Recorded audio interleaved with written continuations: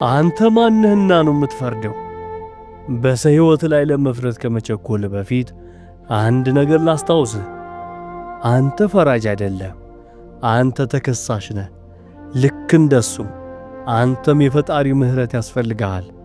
የሌላውን ሰው ኀጢአት በታላቅ ድምፅ ስታወራ የራስህን ኀጢአት ግን በሹክሹክታ እንኳን አትናገረውም። የሰውን ውድቀት ለማውራት አፍ አይታክትም። ግን አንተም የቆምከው በጽድቅህ ሳይሆን በፈጣሪ ትዕግሥት መሆኑን ረሳኸው?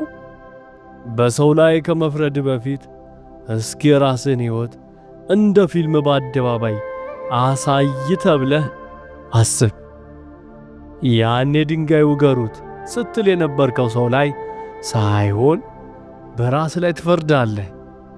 የሰውን ኀጢአት የምታይበትን መነጽር አውልቅና የራስን ማንነት የምታይበት መስታወት ግዛ። ዛሬ በሰው ላይ ከመፍረድ ይልቅ ለራስ ንስሐ ግባ።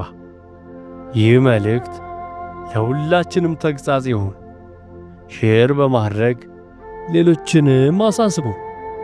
ለተጨማሪ መንፈሳዊ ተግሣጾች የዋካቲው ቤተሰብ ይሁኑ።